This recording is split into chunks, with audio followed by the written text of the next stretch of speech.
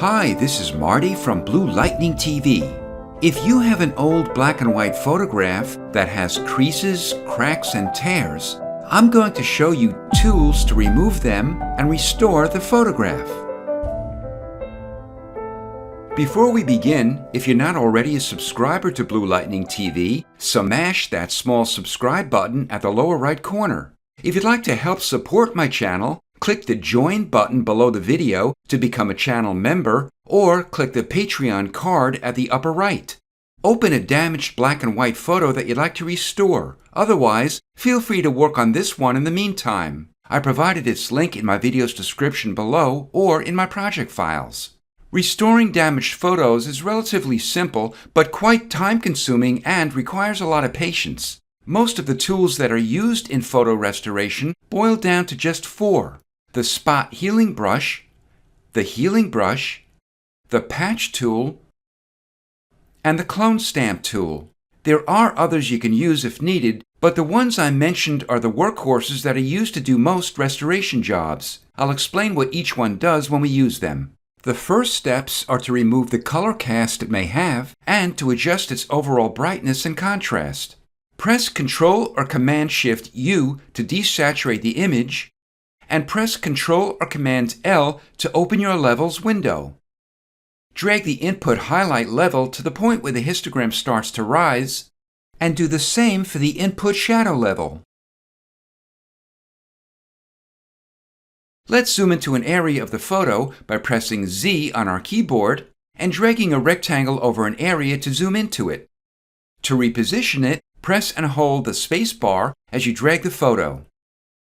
I'll begin to removing the creases, stains, and rips on this area of the wallpaper. The easiest and most effective way to do this is with the clone stamp tool. This tool essentially copies one area of an image and stamps the copy onto another area. We can choose the size of the area to be copied and precisely where it'll be stamped onto. You can adjust the opacity and flow. However, to retouch this particular area of my photo, I'll keep them at 100%. I generally like to keep Aligned checked. This will use the most current sampling point whenever you stop and resume painting. Since there's only one layer in our document, make sure Current Layer is active. To adjust the tool's size, make sure your caps lock key is off and press the right or left bracket key on your keyboard. I'll make it this size. Press and hold Alt or Option as you left-click your mouse or pen. Then release. This copies or clones the pixels from the area you clicked on. Now, when you brush over another area of your image, it'll brush an exact copy onto the new area. When we release our cursor and brush over another area, the sampling point moves in tandem with the area we're brushing because Aligned is checked. You may have to play with this tool for a while to get the hang of it. For the creases, I'll use the spot healing brush. Make its size a bit wider than the crease itself and brush over it. This brush blends the texture of the sampled area with the color and luminosity surrounding whatever you paint.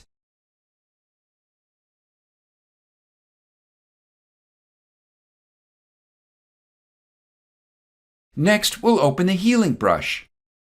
Alt-click or Option-click an area near the imperfection to define the starting point. Click and drag over the imperfection. This tool samples the surrounding area and blends the imperfections into the rest of the image. Open your Patch tool. This tool is similar to the Healing Brush tool, however, it uses selection to find areas instead of a brush. Draw over an area you'd like to repair and drag it onto an area you want to replace it with. Deselect it by pressing Ctrl or Command-D.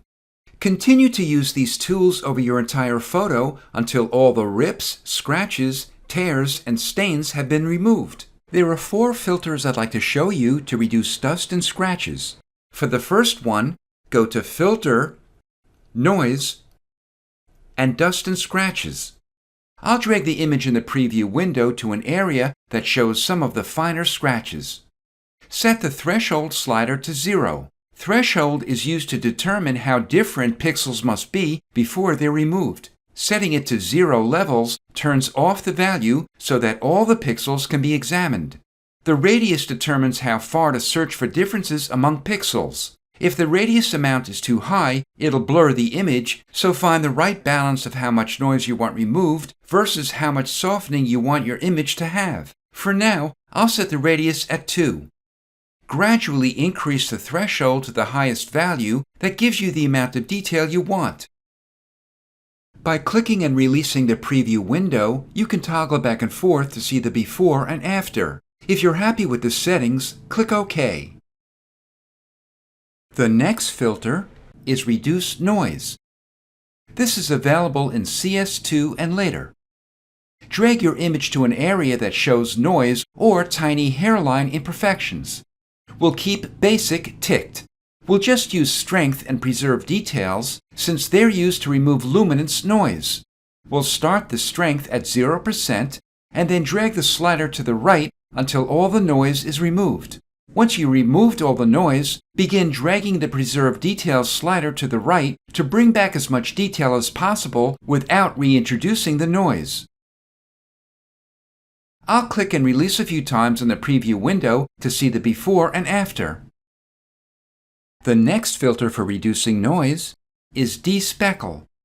As soon as you click it, it detects the edges of your image and blurs everything but those edges. As I toggle back and forth, you can see the difference. This blurring essentially removes noise while preserving edge detail. If you're using version CS or later, there's another filter to reduce noise. Go to Filter and Camera Raw Filter. Click the Detail icon, and under Noise Reduction, drag the Luminance slider to the right, just enough to hide the noise. As with all noise reduction filters, they hide noise well. However, the downside is that they also reduce the good detail in the photo that we want to retain. It's up to you if you want to use any of these filters at all, or if you want to use a small amount in their settings.